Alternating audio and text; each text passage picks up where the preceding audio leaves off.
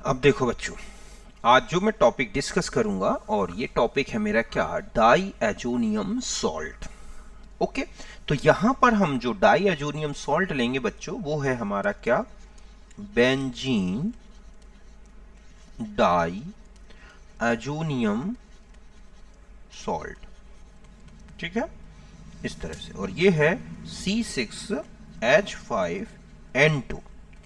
X हो सकता है, ठीक है, NO3 हो सकता है, सल्फेट हो सकता है, मतलब इस तरह के ग्रुप्स होते हैं बच्चों, ठीक है, इस सॉल्ट में।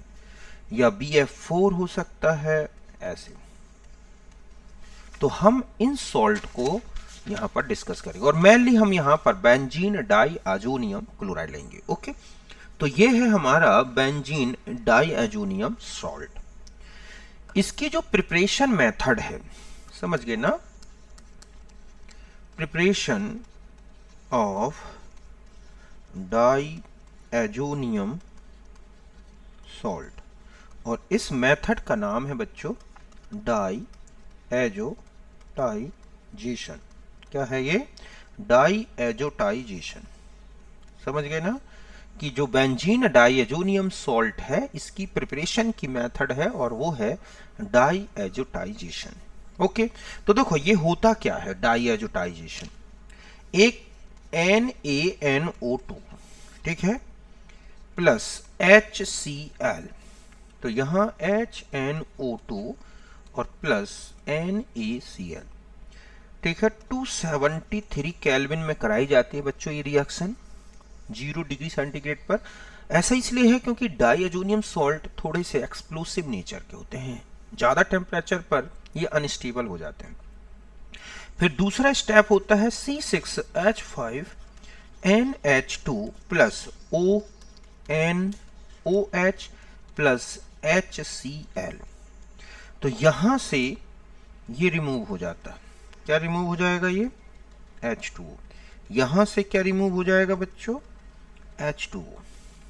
तो ये जो कंपाउंड बनेगा, ठीक है, C6H5N2Cl प्लस 2H2O। तो ये जो बना यही है क्या, बेंजीन डाई एजोनियम क्लोराइड। ठीक है, अगर यहां नाइट्रिक एसिड यूज कर दें तो नाइट्रेट रहेगा क्लोराइड की जगह। H2SO4 का यूज करेंगे तो सल्फेट आ जाएगा। तो यहां पर हमने HCl का यूज किया है और ये पूरी रिएक्शन 273 केल्विन पर कराई जाती है, क्योंकि ये लो टेम्परेचर में क्या होता है, डाइएजोनियम सॉल्ट जो है स्टेबल है, और वो भी एरोमेटिक का। अगर हम यही एलिफेटिक का लेते तो ये स्टेबल नहीं है। तो अब यहां पर हम थोड़ा सा स्टेबिलिटी के बारे में बता दें। ठीक है, stability of benzene diazonium salt. समझ गए बच्चों, कि इस बेंजीन डाइएजोनियम सॉल्ट की स्टेबिलिटी के बारे में हम थोड़ा सा डिस्कस कर लें। तो ध्यान रखें कि दीज सॉल्ट जो हैं, salts are stable due to resonance in which partial double bond, ठीक है, nature developed between nitrogen and benzene ring which prevent removal of N2 from diazonium ion। समझ गए बच्चों कि ये जो सॉल्ट है वो क्यों स्टेबल है। ऐसा इसलिए है क्योंकि इसमें एक रेजोनेंस इफेक्ट आता है, और इस रेजोनेंस इफेक्ट के कारण जो नाइट्रोजन है जो रिंग से जुड़ा हुआ है, वहां पर एक डबल बॉन्ड का कैरेक्टर आ जाता है। ये इधर शिफ्ट होगा तो यहां पर double bond N, double bond और यहां माइनस, ठीक है, और यहां प्लस ही डेवलप रहेगा। और यहाँ पॉजिटिव चार्ज, और ये पॉजिटिव चार्ज पूरी रिंग में डिस्ट्रीब्यूट हो जाता है। समझ गए बच्चों कि यहाँ पर आ जाएगा इस तरह से डबल बॉन्ड, ये माइनस और यहाँ पे प्लस, और एक बार और पॉजिटिव चार्ज डेवलप होगा यहाँ पे, एंड डबल बॉन्ड और पॉजिटिव चार्ज, और इन सब का एक हाइब्रिड हो जाएगा। ठीक है, और ये हाइब्रिड हम ऐसा शो करेंगे कि यहां पर इस तरह से डबल बॉन्ड का कैरेक्टर रहेगा और यहां पर जो है पॉजिटिव चार्ज डिस्ट्रीब्यूट हो जाता है। Means partial positive charge, partial positive charge, partial positive charge. तो ये है इसकी स्टेबिलिटी का। तो ये एक डबल बॉन्ड का जो कैरेक्टर आ जाता है कहां पे, रिंग में, समझ गए ना, और नाइट्रोजन के बीच में, यही इसको क्या बनाता है बच्चों, स्टेबल। तो डाइजोनियम सॉल्ट की स्टेबिलिटी का रीजन है रेजोनेंस इफेक्ट। ठीक है, अब हम आ जाते हैं इसकी प्रॉपर्टीज के बारे में। तो पहले तो ये बता दूं कि ये जो सॉल्ट होता है वाटर सॉल्युबल होता है, लेकिन अगर इसको ज्यादा समय तक वाटर में रखें तो ये रिएक्शन कर लेता है। तो हम यहां पर मेन केमिकल प्रॉपर्टीज देखेंगे। ठीक है बच्चों, ये है। तो कौन कौन सी ऐसी प्रॉपर्टीज हैं जिसमें तो पहला है, ठीक है, सब्स्टिट्यूशन, सब्स्टिट्यूशन रिएक्शंस। समझ गए बच्चों, इसमें क्या है, पहली रिएक्शन है सब्स्टिट्यूशन। तो इसमें क्या होगा कि जो N2X ग्रुप है ना बच्चों, ठीक है, ये हो जाता है सब्स्टिट्यूटेड बाय, ठीक है, न्यूक्लियोफिलिक ग्रुप्स। ठीक है, and obtain aromatic compound.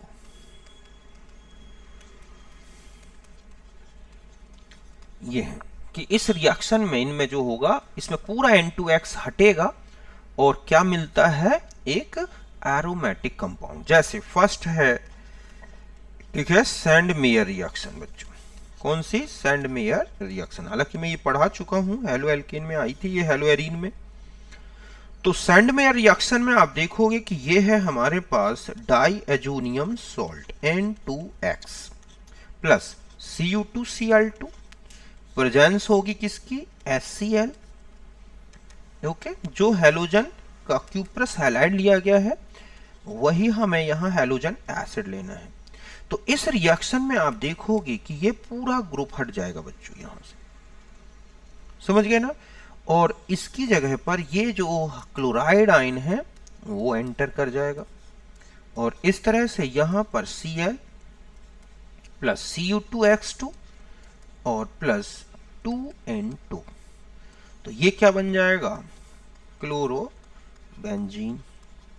Okay, ठीक इसी तरह से यही रिएक्शन किसके साथ दें हम, N2X है ये 2 मोल प्लस Cu2Br2, प्रेजेंस होगी HBr, तो वही फिर रिएक्शन होगी, ये पूरा ग्रुप हट जाएगा और यहां पर Br एंटर हो जाएगा। क्या बन जाएगा, देखो कि यहां पर आ गया Br, bromobenzene plus 2N2 plus Cu2X2, तो ये बन गया ब्रोमोबेंजीन।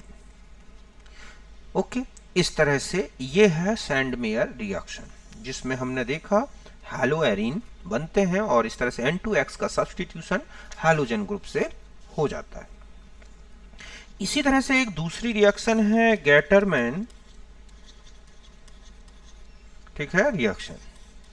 जरा सा चेंज आता है सैंडमेयर रिएक्शन में और इसमें क्यूप्रस हैलाइड लिए गए हैं, इसमें डायरेक्ट कॉपर लिया जाता है।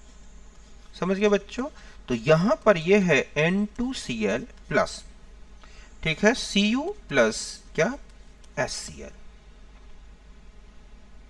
तो यहां पर मैं ये कहूं कि ये X लगा के यहां पर X ग्रुप लगा दूं यहां पे, तो ये बस वही होगा कि यहां से Cl आ जाएगा प्लस, ओके, यहां पर Cux ये रिमूव हो जाता है। और प्लस क्या हो जाएगा बच्चों N2, इस तरह से।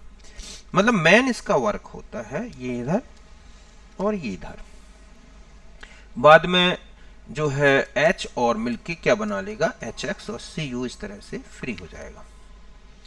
तो ये रिएक्शन चलती है। ठीक इसी तरह से अगर यहां पर हम Cu और HBr ले लेंगे तो हमें मिल जाएगा क्या बच्चों, यहां पर bromobenzene plus Cu plus N2 plus HX इस तरह। तो ये है गेटरमैन रिएक्शन, ठीक है, जिसमें आपने देखा वो सैंडमेयर का ही एक फॉर्म है देखा जाए तो। दूसरा रिएक्शन हम आ जाते हैं, ठीक है, रिएक्शन विद Ki। तो अगर हम ये रिएक्शन Ki के साथ करा दें तो हमें आइडोबेंजीन मिल जाएगा। क्या मिलता है, आइडोबेंजीन, मतलब N2X प्लस Ki। तो यहां पर कौन सा ग्रुप आ जाएगा बच्चों, आयोडाइड ग्रुप प्लस N2 और प्लस क्या KX। ओके, ठीक इसी तरह से अगर यहां पर, ठीक है, HbF4 का यूज करते हैं तो पहले यहां पे ऐसा कंपाउंड बनता है N2BF4 और यहां क्या निकल गया बच्चों HX, और फिर इसी से आगे अगर जब हीट कर दिया जाए तो ये फ्लोराइड में चेंज हो जाएगा प्लस N2 और प्लस क्या BF3। तो ये क्या बन गया, फ्लोरोबेंजीन। समझ गए ना, इस तरह से फ्लोरोबेंजीन भी बनता है। फिर आता है रिएक्शन विद वाटर। समझ गए ना कि अगर इसकी रिएक्शन वाटर से करा दी जाए, वाटर वेपर ली जाती है, तो देखो बच्चों क्या बन जाएगा, यहां पर N2X है, ये है H प्लस, ये है OH, वेपर फॉर्म में लिया जाता है, माइनस ये इधर आ जाएगा, बाकी यहां पर H2SO4 की प्रेजेंस में, तो यहां आ जाता है क्या OH plus N2 plus HX। तो ये क्या बन गया, फिनॉल बन गया। ओके, तो इस तरह से वाटर से रिएक्शन करें तो फिनॉल बन जाएगा। नेक्स्ट है रिएक्शन विद फॉस्फोरस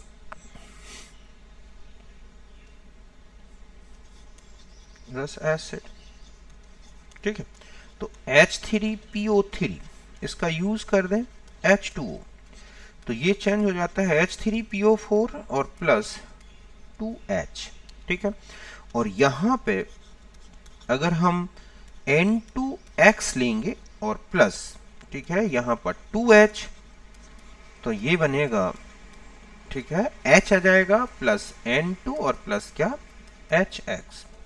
अगर हम यहां पर इथाइल अल्कोहल का यूज कर दें, ओके, तो ये बन जाएगा H plus CH3CHO plus N2 और प्लस क्या HX।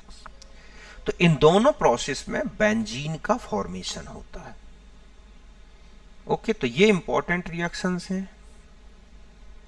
और देखो अगर हम यहां पर एक दो रिएक्शन और ले लेते हैं, N2X है, ठीक है, यहां अगर हम KSH का यूज कर दें तो क्या बन जाएगा, थायोफिनॉल, इस तरह से KX निकल जाएगा और प्लस क्या N2।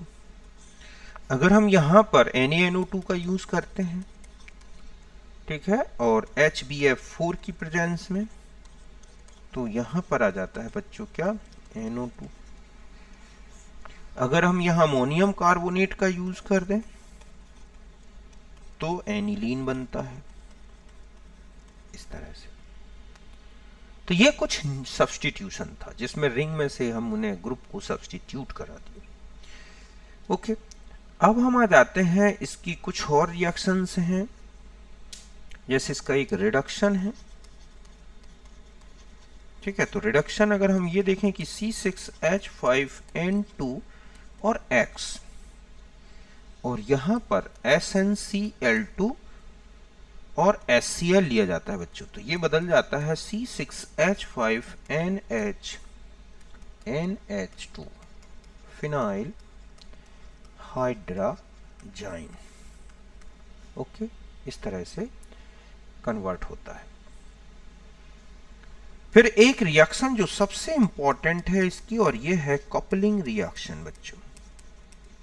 कपलिंग रिएक्शन, इसमें ध्यान रखें कि C6H5N2X, ठीक है, act as electrophile and gives electrophilic, ठीक है, सब्स्टिट्यूशन इन फिनॉल और एनिलीन बेंजीन रिंग। ओके, कि इसमें जो है डाइजोनियम सॉल्ट एक इलेक्ट्रोफाइल की तरह वर्क करता है, और अगर हम फिनॉल या एनिलीन लेते हैं तो उसकी बेंजीन रिंग में इसका सब्स्टिट्यूशन होगा एंड ऑब्टेन डाइज। क्या बनते हैं हम यहाँ पर? डाइज। और इसी को बोला गया है क्या? Coupling reaction. जैसे ये है C6H5N2+, ठीक है बच्चों, और Cl- प्लस यहां पर लिया जाए फिनॉल OH और यहां पर H, तो C6H5N डबल बॉन्ड N, और इस तरह से यहां पर पैरा पोजीशन में क्या हो गया? सब्स्टिट्यूशन। तो पैरा हाइड्रोक्सी एजोबेंजीन ये बनता है, समझ गए ना? पैरा हाइड्रोक्सी एजोबेंजीन, जो कि एक डाइज है। क्या है ये? डाई। ठीक इसी तरह से, और यहाँ का जो pH होता है लगभग 10, मतलब यहाँ NaOH की प्रेजेंस होती। तो इस रिएक्शन में देखा जाए तो ये रिमूव हो गया इतना, और पैरा पोजीशन में एक क्या हुआ? सब्स्टिट्यूशन। ठीक इसी तरह से C6H5N2X प्लस एनिलीन लिया जाए, ठीक है, यहां पर NH2, तो यहां का जो pH है वो एसिडिक मीडियम का होता है, मींस लगभग 5 के आसपास, तो बनता है C6H5N डबल बॉन्ड N, और यहां पर आ जाता है क्या? NH2। तो ये है पैरा एमिनो एजोबेंजीन। ये क्या है? Para amino azobenzene. ये भी एक डाई है, समझ गए ना? क्या है ये? एक डाई है।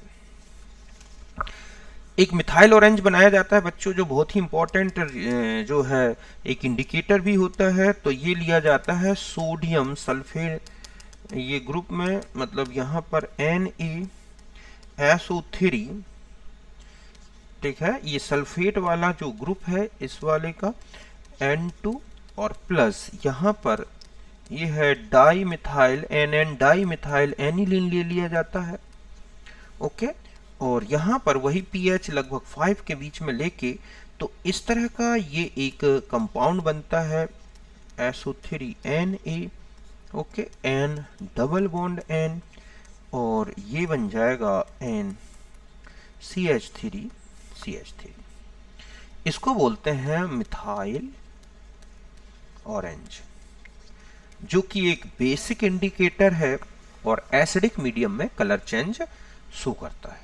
बेसिक मीडियम में ये जो होता है येलो कलर का होता है, ऑरेंज येलो सा, और जैसे ही एसिडिक मीडियम आता है पिंक कलर प्रोड्यूस कर देता है। तो इसका फॉर्मेशन किया जाता है। अब मैं ये बता दूं कि जो रेट है, रेट ऑफ कपलिंग रिएक्शन बच्चों, ठीक है, directly proportional to the electrophilicity of diazonium ion, ठीक है, एंड न्यूक्लियोफिलिसिटी ऑफ फिनॉल और एनिलीन रिंग। समझ गए बच्चों कि जो कपलिंग रिएक्शन है इसका रेट इस पर डिपेंड करेगा कि डाइएजोनियम सॉल्ट कितना ज्यादा इलेक्ट्रोफाइल है।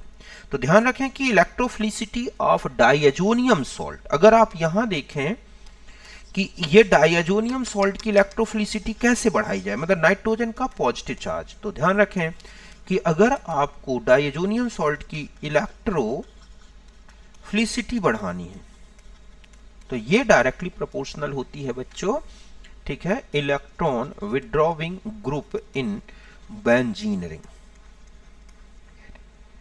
समझ गए ना। और अगर हमें न्यूक्लियोफिलिसिटी बढ़ानी है तो ये डायरेक्टली प्रोपोर्शनल होगा electron releasing group in benzene ring. ये है। तो इसका मतलब क्या हुआ कि अगर हम ये देखें कि डाइअजोनियम सॉल्ट ये है हमारे पास N2+ और यहां पर जैसे NO2 लगा दें, ये क्या है बच्चों, इलेक्ट्रॉन विड्रॉविंग ग्रुप, तो इसमें ज्यादा फास्ट होगा देन नॉर्मल, और इससे स्लो रेट जो है हमें कहां मिलेगा बच्चों, यहां पर, यहां अगर मान लो OCH3 ग्रुप जोड़ दें तो, समझ गए ना। तो इस तरह से जो है NO2 लगा देने से रेट क्या हो गया, इस तरह से बढ़ गया। तो इलेक्ट्रॉन रिलीजिंग ग्रुप अगर लगा देते हैं तो नाइट्रोजन का पॉजिटिव चार्ज कम हो जाने से इसकी इलेक्ट्रोफिलिसिटी डिक्रीज हो जाएगी।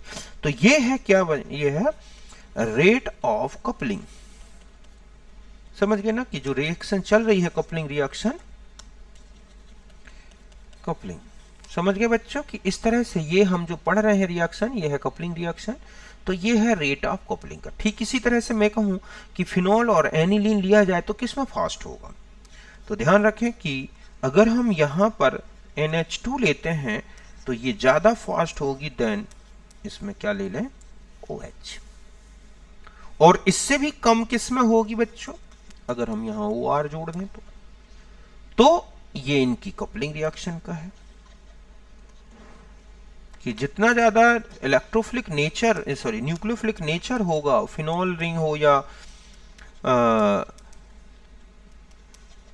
न्यूक्लियोफिलिसिटी मतलब फिनॉल हो या एनिलीन, अगर हम उस ग्रुप को ज्यादा से ज्यादा ग्रुप अगर एंटर करा दें ऑर्थो पोजीशन में, मतलब इससे ज्यादा जो है आप देखोगे कि यहां पर अगर हम NH2 ले लें और यहां पर एक कोई ग्रुप ऐसा ऐड करा दें जैसे OH, तो और ज्यादा फास्ट हो जाएगी।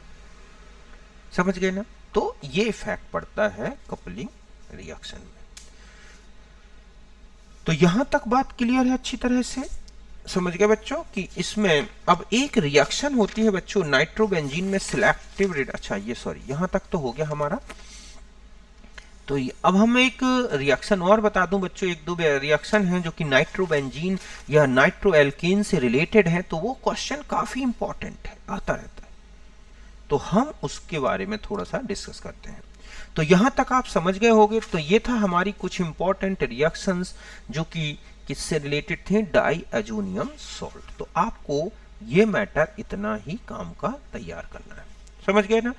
अब हम आ जाते हैं यहां पर रिडक्शन, ठीक है, of aliphatic and aromatic nitro compounds. ठीक है, ये थोड़ा इंपॉर्टेंट है बच्चों, इसलिए मैं बताना चाह रहा हूं, इसको आप जरूर देखें। तो पहले हम नाइट्रो एल्केन के रिडक्शन में आ जाते हैं, ठीक है। एलिफैटिक में किसका रिडक्शन देखते हैं हम, रिडक्शन ऑफ नाइट्रो एल्केन। तो पहला हम ले लेंगे, ये है हमारे पास रिडक्शन ऑफ नाइट्रो एल्केन। समझ गए बच्चों कि नाइट्रो एल्केन का हमें रिडक्शन कराना है। तो दो अलग अलग हैं, ए है इन एसिडिक मीडियम। तो एसिडिक मीडियम में अगर हम इसका रिडक्शन कराते हैं कि ये है RnO2 प्लस, यहां पर 6H, यहां SN और क्या लिया जाए HCl, एक एसिडिक मीडियम, तो बन जाएगा RnH2 प्लस 2H2O। तो ये बन जाते हैं क्या, अमाइन, प्राइमरी अमाइन। समझ गए बच्चों, इस तरह से। तो ये है। अब इसी तरह से एक और बता दूं कि RnO2 का रिडक्शन इससे भी किया जा सकता है, किससे, लिथियम एल्यूमिनियम हाइड्राइड से या NiH2 से, तो भी बनते हैं क्या बच्चों, प्राइमरी अमाइन। ओके, तो एक तो ये हो गया। दूसरा है रिडक्शन इन न्यूट्रल मीडियम। कौन सा मीडियम? Neutral medium. कि न्यूट्रल मीडियम में इनका रिडक्शन होगा तो क्या बनेगा? तो न्यूट्रल मीडियम में मेनली लिया जाता है NH4Cl और Zn। ठीक है, तो यहां पर ये है NO2 प्लस 4H यूज होंगे, Zn प्लस NH4Cl, तो RnHOH प्लस क्या? H2, ये बना एल्काइल हाइड्रोक्साइल अमाइन। क्या बन गया? Alkyl hydroxyl amine. तो ये बनते हैं, और बेसिक मीडियम में इनका नहीं लिया जाता बच्चों, क्योंकि नाइट्रो एल्केन में अगर अल्फा हाइड्रोजन है तो वो खुद ही क्या होते हैं? एसिडिक होते हैं, और इनमें फिर इनुलाइजेशन होने लगता है और उसमें एक अलग टाइप के सॉल्ट बनते हैं। तो हम वो रिडक्शन यहाँ डिस्कस नहीं कर रहे हैं। अब हम आ जाते हैं जो है नाइट्रोबेंजीन के रिडक्शन में आते हैं। ठीक है, अब हम लेंगे रिडक्शन ऑफ नाइट्रोबेंजीन। ये काफी इंपॉर्टेंट है नाइट्रोबेंजीन का। ठीक है, तो नाइट्रोबेंजीन का रिडक्शन में जैसे पहला है एसिडिक मीडियम, बिल्कुल सेम वही है बच्चों, ध्यान रखें जैसे नाइट्रो एल्केन का था, बस इसमें R की जगह बेंजीन रिंग होगी। तो C6H5NO2 प्लस 6HSnHCl, तो C6H5NH2 और प्लस 2H2O। ओके, इस तरह से अगर यही रिडक्शन निकल और H2 की प्रेजेंस में किया जाए तो भी बन जाएगा C6H5NH2। बट अगर हम यहाँ लिथियम एल्यूमिनियम हाइड्राइड का यूज करते हैं ना बच्चों, तब ये बना लेता है C6H5N double bond N C6H5। ठीक है, बेंजीन। ठीक है, या हम ये कहें कि एजोबेंजीन। क्या बन गया ये? एजोबेंजीन, डाई एजोबेंजीन मतलब ये है इस तरह से। ओके, अब हम दूसरा है आ जाता है इसका कि रिडक्शन इन न्यूट्रल मीडियम। समझ गए ना? तो न्यूट्रल मीडियम में वही रिएक्शन जैसे उसमें आपने देखा है ऊपर कि बनेगा C6H5NO2 plus 4H Zn NH4Cl, इस तरह से। तो C6H5NO, ठीक है, पहले ये बन जाता है, या पहले सीधा बना देता हूं मैं, ये है कि यहां पर phenyl hydroxyl amine plus H2, तो ये क्या बन गया? फेनिल हाइड्रोक्सिल अमाइन, इस तरह से। ठीक है, एक टेस्ट होता है बच्चों, इस टेस्ट को मैं यहीं पे लिखे दे रहा हूं, और ये है बेकर मुलिकन टेस्ट। ठीक है, ये क्या करते हैं कि जो फिनाइल ये है ना C6H5NHOH, अगर यहां पर टोलेन रिएजेंट ले लिया जाए तो ये 2H निकल जाते हैं, ये इस तरह से, और ये चेंज हो जाता है C6H5NO plus H2O plus 2Ag। इस तरह से सिल्वर मिरर बन जाता है, और ये बनेगा नाइट्रोसोबेंजीन। तो ये एक टेस्ट है जो कि फिनाइल हाइड्रोक्सिल अमाइन के लिए लगाया जा सकता है, या नाइट्रोबेंजीन में, कि पहले हम इसका बेसिक क्या ले लें, एक मीडियम में अमोनियम क्लोराइड जिंक, और फिर इसके बाद टोलन एजेंट मिला दें। अगर वो सिल्वर मिरर दे रहा है तो ये नाइट्रोबेंजीन का टेस्ट होगा। फिर हम आ जाते हैं एल्केलाइन मीडियम, बेसिक मीडियम। समझ गए बच्चों? तो इसमें देखो आप कि क्या क्या प्रोडक्ट्स बनते हैं। पहले ही बता दूं कि इसमें पहले C6H5N, ठीक है, ये जो होता है ये है NO2, पहले 2H, तो ये चेंज हो गया C6H5NO, एक H2 रिमूव हुआ, फिर और 2H लगेंगे तो बनेगा C6H5NHOH। अब क्या होता है कि ये जो दो बने हैं C6H5N, ठीक है, डबल बॉन्ड O, और C6H5NHOH, ठीक है। अब इनके आगे और भी प्रोडक्ट्स बनते हैं। अब क्या प्रोडक्ट्स बनते हैं देखो, अगर Zn प्लस NaOH एक्वस ले लिया जाए, समझ गए बच्चों, तो यहां से क्या होता है कि कुल मिला के एक तो H2O ये, और दो H2O निकालने के लिए, और दो H इसके रिडक्शन में, मतलब 4H और लगेंगे यहां पे। तो इस तरह का कंपाउंड बनता है C6H5NH NH, और यहां C6H5। इसको बोला जाता है हाइड्रोजो बेंजीन। तो ध्यान रखें कि हाइड्रो मतलब वाटर की प्रेजेंस में बन जाता है, समझ गए ना, कि एक्वस ले लिया जाए।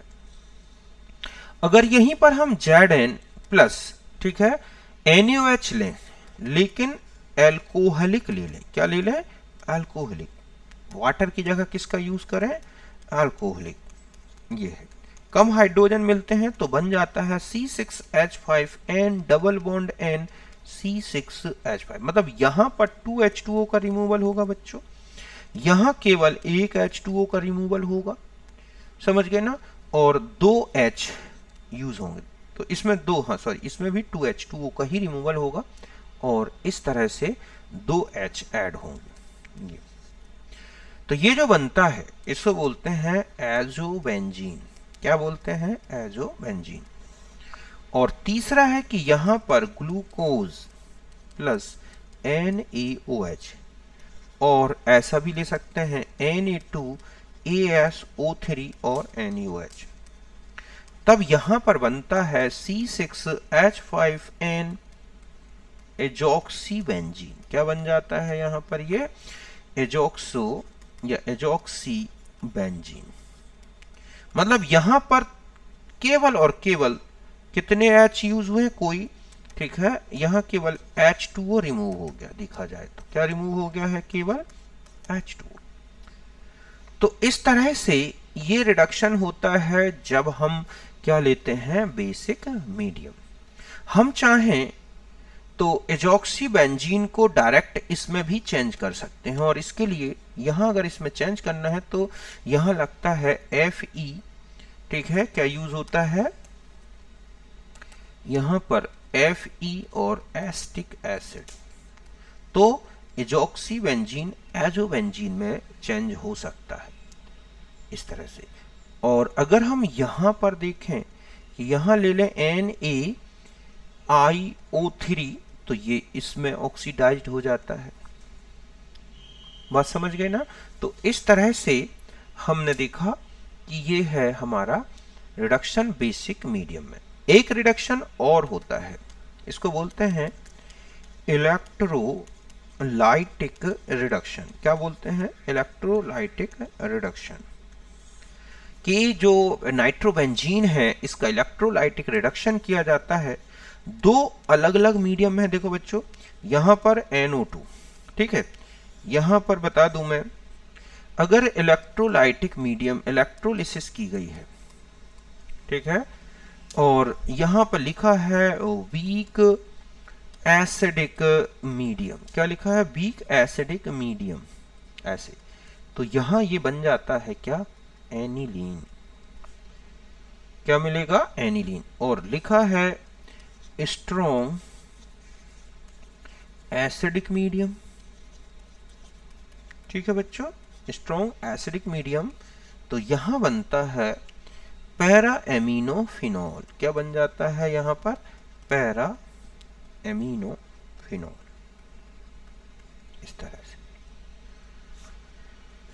और अगर यही एल्केलाइन मीडियम में कर दिया जाए इलेक्ट्रोलिसिस, ठीक है, कि किसमें, ठीक है, एल्केलाइन मीडियम में, तो ये बनता है C6H5NH NH C6H5, जो कि क्या है, हाइड्रोजो बेंजीन,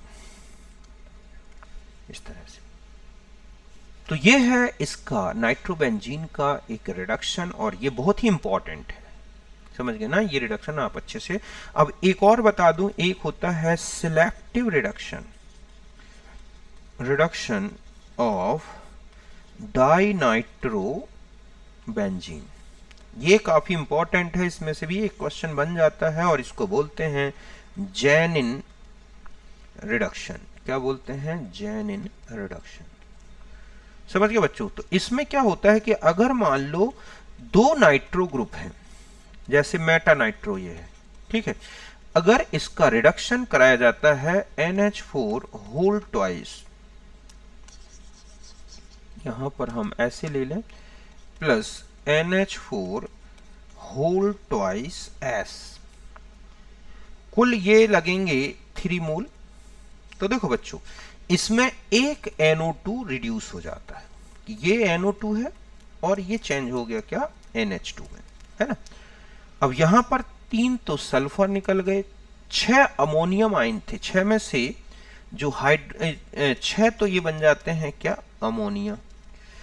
अब 6 हाइड्रोजन बचे, है ना, हर एक अमोनियम आयन से एक निकला, 6 से 6 निकले, जिनमें से 2 तो यहां लग गए और 2 यहां पर H2O, मतलब 4 हाइड्रोजन इस तरह से H2O रिमूवल में लगते हैं। बिल्कुल सेम यही रिएक्शन किसके साथ हो सकती है? NH4HS के साथ, ठीक है। इसके भी 3 मोल लगते हैं, तब ये चेंज हो जाता है NO2 और NH2 plus 3S plus 2H2O और प्लस 3NH3। तो इस तरह से ये कहलाता है सिलेक्टिव रिडक्शन, जिसमें हम किसी भी डाई नाइट्रो कंपाउंड को इस तरह से रिड्यूस कर सकते हैं। समझ गए ना। और भी अदर कंपाउंड्स इसके प्रोडक्ट्स बनाए जाते हैं इस तरह के सिलेक्टिव रिडक्शन करा के, और जैसे कि NH2 को हम हेलोजन लाना चाहें और इस तरह से उसमें कि एक कोई भी NH2 को डाइएजुटाइजेशन कर दें, सपोज हम इसमें NaNO2 से रिएक्शन करा दें HCl, तो पहले ये क्या बन जाएगा बच्चों? इस तरह से यहाँ NO2 और यहाँ आ जाएगा N2Cl। अब आप चाहें तो कुछ भी करा सकते हैं, Cu2X2 करा दें, तो आप देखोगे कि यहाँ NO2 और X आ जाएगा, यहाँ पर आप H3PO3 प्लस H2O लगा दें तो आपको नाइट्रोबेंजीन मिल जाएगा।